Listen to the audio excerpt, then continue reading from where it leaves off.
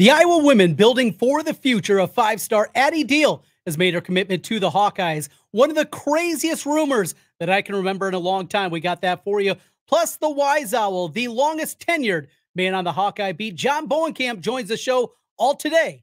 Locked on Hawkeyes. You are Locked on Hawkeyes, your daily podcast on the Iowa Hawkeyes. Part of the Locked On Podcast Network, your team every day.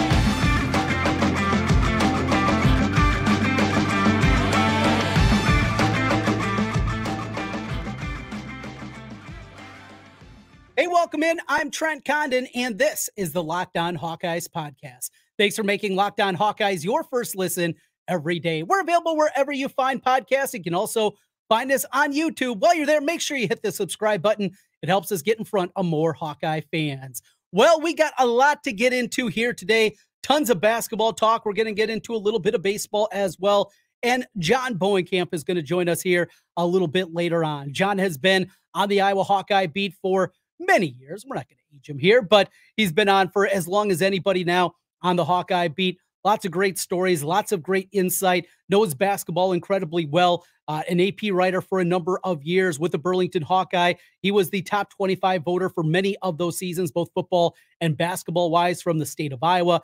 He's been able to do that. He's gone through the committee selection process in the past for the NCAA tournament. It's always great insight from John Bohnenkamp, the self-proclaimed Wise Owl, and he'll join us here in just a little bit. But a couple of news and notes to kick things off, including the commitment of Addie Deal, a five-star guard from California. She made her commitment yesterday to the Iowa Hawkeye women's program. This is a big deal. The second highest rated recruit that Iowa has ever received in the, at least, era of, you know how things go in basketball and what we see in the recruiting world going back over the last 25 years since the Rivals, Scout, those kind of places have become really commonplace in the world of recruiting. This is as big as it gets outside of Caitlin Clark, who is the number 4 player in her class, which looking back is just crazy in its own right that she was not the top player in her class 4 years back. But here we are. Addie Deal, somebody that can handle it incredibly well. Good handles, good size.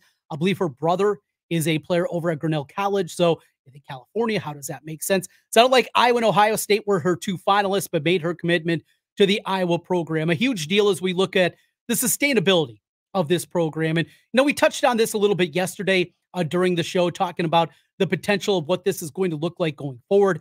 You know, Iowa's had a very successful women's program, not just during the Lisa Bluter era, but going back. See Vivian Stringer, Angie Lee, at least early in her tenure, and what it is today. It's a proud program that has done a lot of great things, but it's now gone to heights that we haven't seen before. And playing for a national championship a season ago. Never got there before. Early 90s, they made a Final Four with Vivian Stringer as the coach and a great team at that part. They've earned a number 1 seed before in her tenure. They were knocked off in the second round that year by Southwest Missouri State and Jackie Stiles.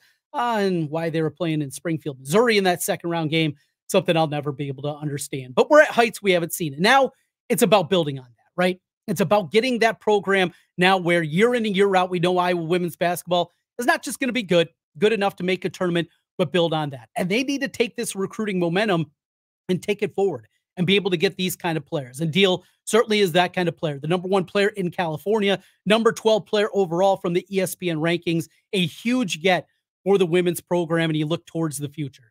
Next year is going to be a whole lot different. And I think that the transfer portal is going to have to be a part of what Iowa does next season. You have building blocks. Obviously, Hannah Stolke, we've seen what she's been able to do and what she's able to be, I think, going forward. The monster performances that she's been able to put together this season. But I think they need to find a point guard for next year.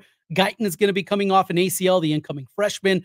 We didn't see a whole lot out of Johnson this season to see if she's going to be able to be that kind of player. Is Taylor McCabe a point guard? Not likely. Don't see the handles there. Same thing for Feuerbach. I think she's okay off the dribble. You know, maybe the best ball handler out of the returners next year might be Sydney Falter, but she does so many other things, and she's not a point guard. I think some kind of stopgap, a 1 or 2 year transfer type of player at the point guard position would make a whole lot of sense and something that Iowa needs to do. Now, in order to do that, you got to be able to spend, and you got to be able to go into the portal and have the money and the cash fund to make that happen. And that means donating to the Swarm Collective. That means building up that bankroll, and it's the new reality in college sports. Love it or hate it, it is the reality, and the reality is here. Iowa not only had a transcendent player in Caitlin Clark, but they also were able to use that NIL money in other areas because the amount of money that she's been able to earn on her own in the NIL landscape. That's going to change, and that's going to be something that the money's going to have to be there in order to get that high impact player that can go out there and play at a high level. So that's what you're looking at going there. We're going to talk a little bit more about men's basketball. One thing there is on the men's front, yes, bracketology for the NIT.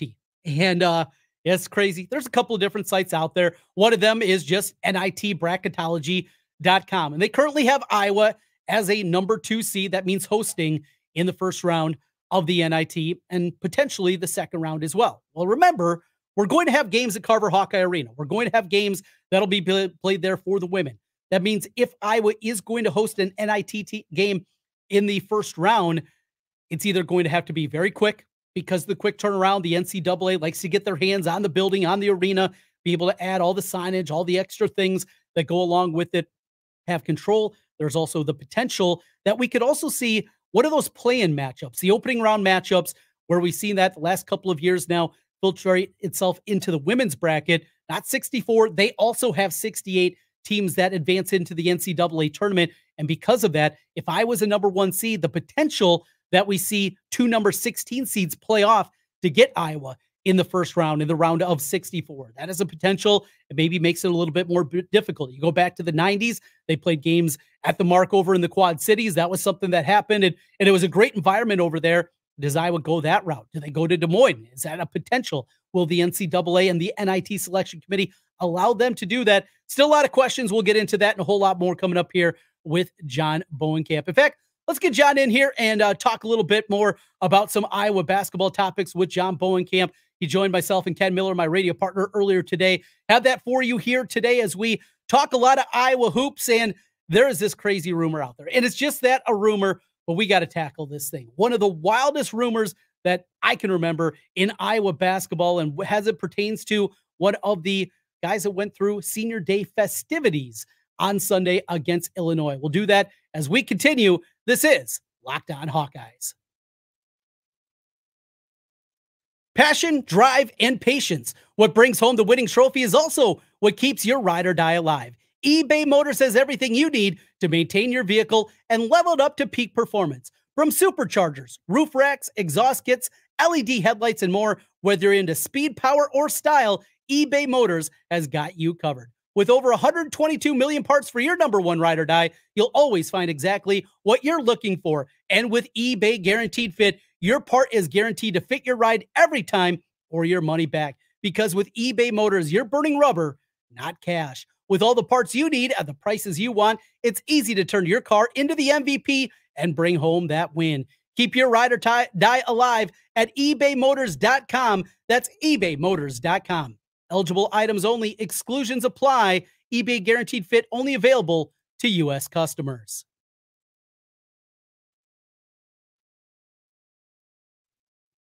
Time to welcome in John Bohnenkamp from the Associated Press and HawkeyeNation.com. Let's look back before we look forward. Start with the women. The championship game, the comeback in the final 2.5 minutes against Nebraska. Caitlin Clark, some of the passes that she had late in that game, the block shots in overtime by Gabby Marshall. It's what we've talked about a lot. It can't just be Caitlin. And throughout this tournament, everybody seemed to be stepping out, even minus Molly Davis. I think Ken and I both have jumped in here the last couple of weeks. This team's got a real shot. I'm not just getting to the second weekend doing those kind of things. This team's going to be right there. Where you're at right now with this team, and can we talk about 6 more games still left for Caitlin Clark and the rest of this crew? Yeah, I think so because, and like you said, because everybody else is stepping up here. It's not just Gabby Marshall's defense. She's now hitting 3-pointers, which she wasn't doing, a month ago. Yep. Kate Martin is Kate Martin. Sydney Falter has been really good. Hannah Stokey has been really good. There's a lot of pieces to this. And when you look back to that game on Sunday and how they won that game down the stretch and in overtime, it was just everybody making plays. And that's what a veteran team does. That's what a veteran team does that has been really good in March. They know how to win games. Those kind of intangibles make them a pretty tough team to beat once you get into tournament play. Now, they've got some flaws. And I think we've seen this in the last few games. Caitlin's missed some shots that she normally makes. There are certain things that can happen that can trip you up. But the fact of the matter is, on Sunday, they could have easily just been tripped up and say, okay, we're going on the NCAA tournament. No, they came back and won. And so I think that's a really good sign for this team as you get in now and into the NCAA tournament, that they know how to win those games like that. You know, you mentioned Kay Martin, and we talked about Gabby Marshall. She's finding her shot again. Hannah Stuelke, her improvement seemingly, I mean, you guys correct me if I'm wrong, from the start of the year to where she's at now, right? We kept hearing about Sonano not there, blah, blah, blah. You don't have her. This team's not as good as they were last year just because of her presence. I'm not so sure that Hannah Stuelke's not changing some opinions. I think that her game right now is peaking, and obviously she's got a couple more years left of eligibility, but I think Stuelke's improvement over the course of the year has gone a long way too, John Bohnenkamp. Oh, yeah. I mean, there is no doubt about that. And, you know, I mean, I think at the beginning of the year, the thought was she was going to play the 4 spot, and they were going to find a post out of, you know, whether it was Sharon Goodman, Addie O'Grady, AJ Ediger, whoever, that they were just going to replace Monica Sonato's production among the three of them. Well, then they realized, okay, we can play Hannah Stuelke here. We can have Molly Davis in the lineup, and we can be a little bit of a smaller lineup and still win games. And I think Hannah Stuelke has played really well. I don't know how comfortable she is being a post. I think maybe she is a little bit better. She would probably be a little more comfortable before, but she doesn't look like it. You know, she looks like she's very comfortable in there, and she's played well, and she's had big games. You know, think back to the 47 she had, you know, against Penn State. They have more than replaced that production inside that they lost from last year. And again, that makes them just that much of a better team. South Carolina in the #1 overall seed, other #1 seeds, Texas, Iowa, USC, Stanford. Well, we mentioned 5 teams. LSU? There's only 4 spots. No, I don't think LSU can get there. Okay. They're probably going to be on the 2 line, but who gets those top 4 seeds? And is Iowa, did they get the 2 or 3 seed? That's the most important thing. 2nd or 3rd overall seed and staying away from Carolina as long as possible. If you're in the 2nd or 3rd spot, you stay away from them. Yep. So you're going to be really happy if you're one of those 2 spots. So to be curious to see how this happens, how it kind of plays out on Sunday. Because last year we all thought, okay, they might sneak into #1, and instead they were the best #2 seed, which means, you know. So again, the difference between 1 and 2 seed is the laundry you wear in the regional final. Mm-hmm. But you want to be a #1 seed. You want to be a 2 or 3 at this point. A 2 would be great because you would just get a first round or a first 4 winner. I almost said playing. You don't say that. I don't approve it. No, I would have gotten mad at myself.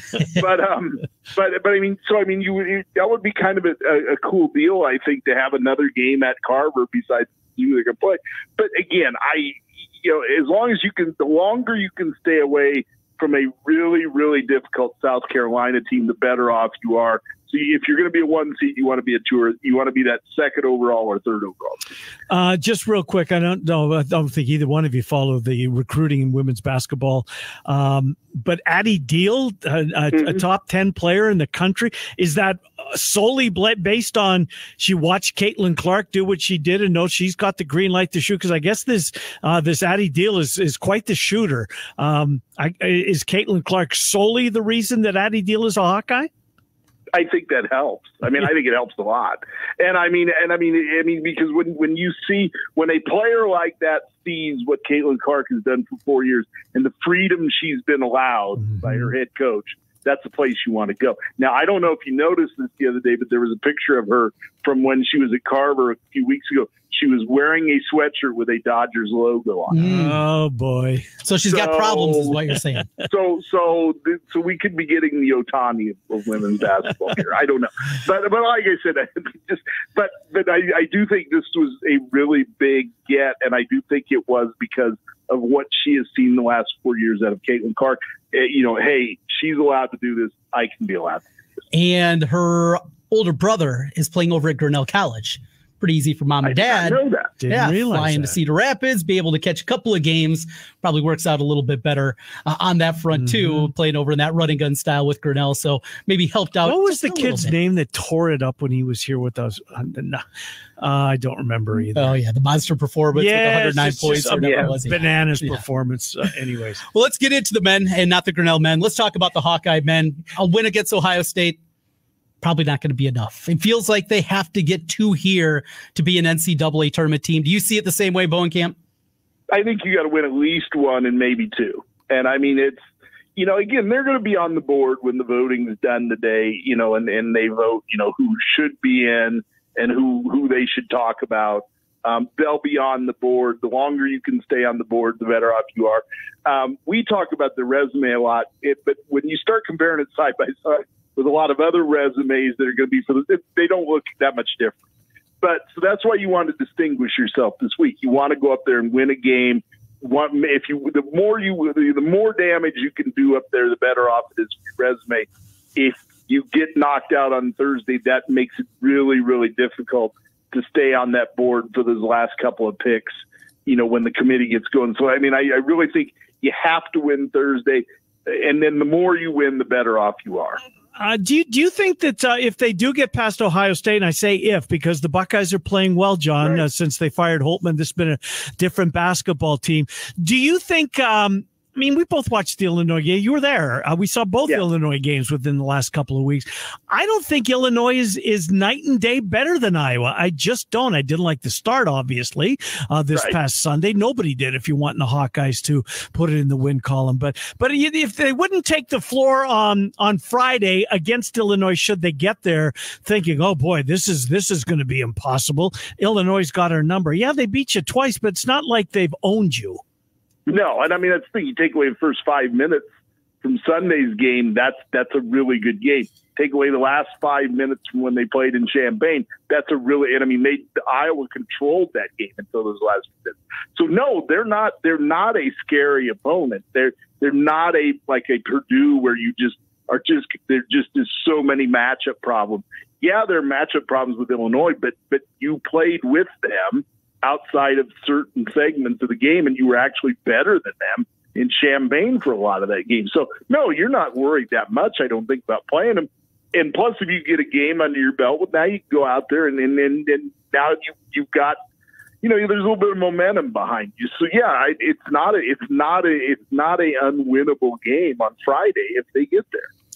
And if they don't, the NIT net is certainly there for them. The highest ranked teams in the net, the top 2 from each of the power conferences, get an automatic bid. That would mean a home game also for Iowa. But Carver's going to be taken by the women's NCAA tournament. Have you heard any scuttlebutt about that? Would it be a quick turnaround where maybe I would have to potentially play on Tuesday in their home game in the NIT? Or would they just have to do like they've done in the past, have to play the game in the mark or just go on the road? You would have to find another place. But if you played on Tuesday, it wouldn't be a problem. Right. Okay. So, I mean, I do think it probably, if they would, if they lose on Thursday, yeah, okay, it's not really that quick a turnaround when you think about it. If you would play till Saturday and then all of a sudden you still don't get in, well, yeah, then it is a quick turnaround.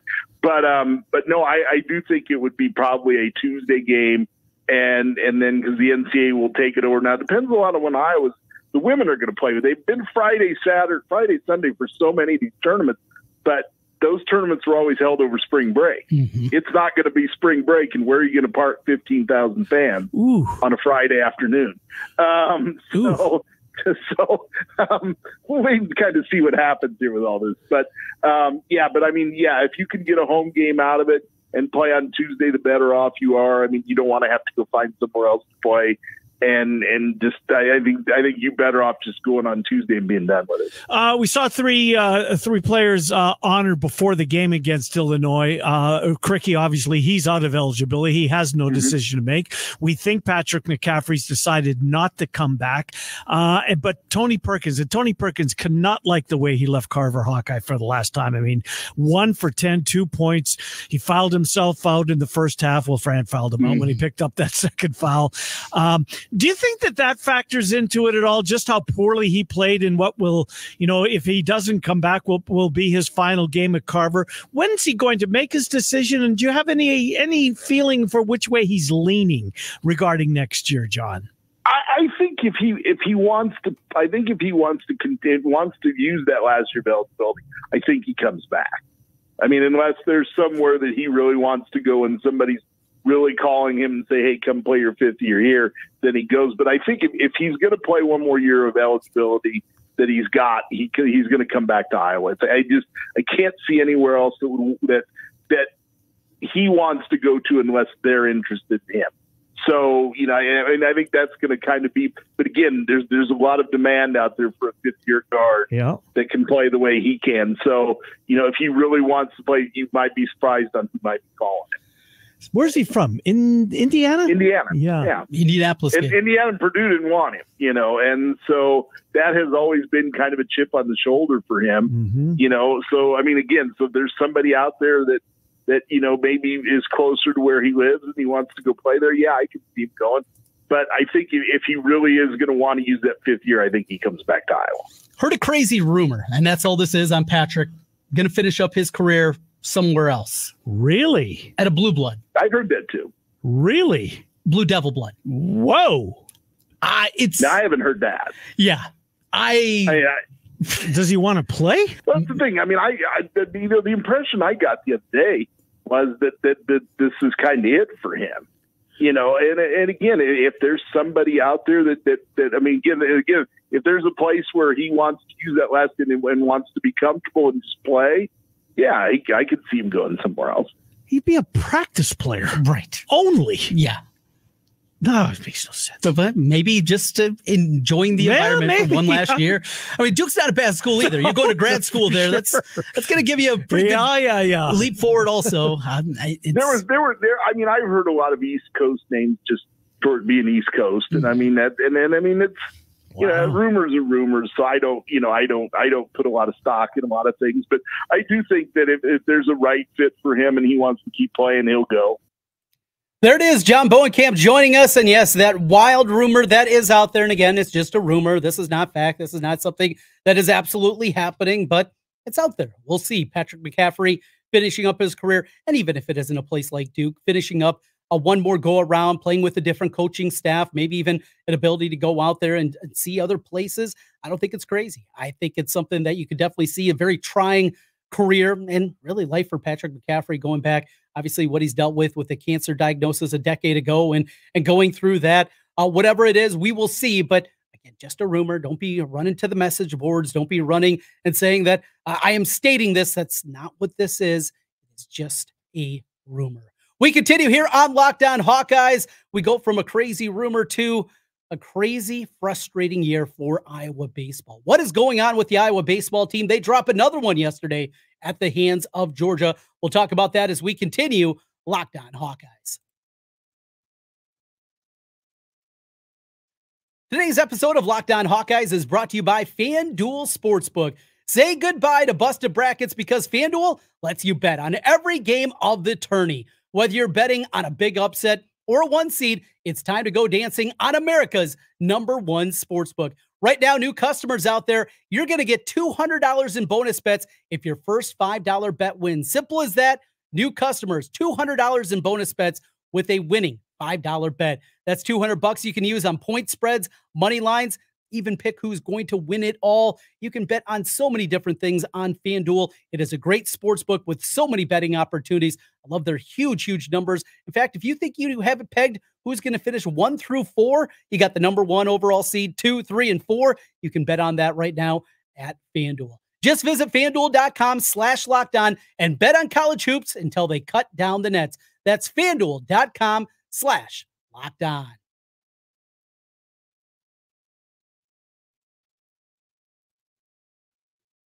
Trent Condon back with you one final time on the Locked On Hawkeyes podcast. As always, thanks for making Locked On Hawkeyes your first listen every day.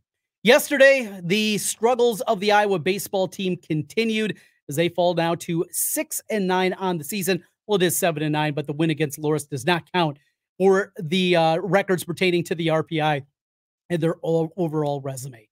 So Iowa sits with a record of 6-9. A loss to Georgia was their last great opportunity to get a quality non-conference victory. What they have going forward now in the non-conference, coming up this weekend, they will welcome in Western Illinois, who is 4-11 on the season and an RPI of 171. Then you get into Big Ten play. Their other midweek games at Bradley, RPI 258. St. Thomas, 163. Bradley again, that RPI 258. 239 for Milwaukee, who's 1-13 on the year. Illinois State, RPI 120. Well, North Dakota State, they're 3-12. Their RPI is pretty good because they played a tough schedule. UIC at the end of the season, and then they wrap up against Florida International. That will be played in Des Moines at the iCub Stadium. That's what they have. The Big Ten, as we know in baseball, is not elite. Nebraska's off to a good start this year. Their RPI is in really good shape, but Iowa has now dug such a deep hole that really anything short of having a ridiculous run through the Big Ten, having a record well eclipsing everybody else, they have to win in Omaha to be an NCAA tournament team. This was a team projected by many. This wasn't a homer pick. This wasn't just people that cover Iowa or even cover the Big Ten. Respected national people thought Iowa was not only going to be an NCAA tournament team, but they had a potential to host a regional, host a super regional, to get to Omaha in the College World Series, and it hasn't happened. The biggest reason and the biggest culprit has been the disappointing bullpen. It has been nothing short of a dumpster fire. And you are now in a spot where you're looking up against most everybody in the Big Ten. The schedule that they're going to have to face, as mentioned, Nebraska's on there. That's going to be incredibly difficult. They're going to have to play so well just to put together a resume to even be on the bubble.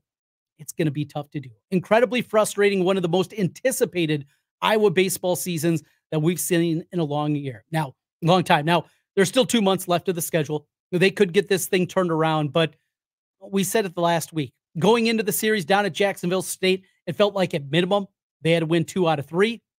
They lose 2 out of 3. The one in the middle was great, a 20-1 victory, but Brody Breck, a rain-shortened start from him, looked like he could have come out, pitched another inning or two, but they decided to play with the weather. It didn't go Iowa's way. Iowa blows a 4-1 lead. Then on Sunday, didn't get it going. There's issues right now with this team, and it's not just the bullpen, not coming up with timely hits. It's not the Heller ball that we're used to. Frustrating, and very well could be a frustrating spring. Hopefully it's not frustrating tomorrow as the Iowa team on the men's side gets ready to face off against Ohio State. We will preview the matchup tomorrow, get you ready for it, and then an instant reaction podcast coming your way. Also want to let you know right now, coming up this weekend, of course, we will get the brackets on Sunday.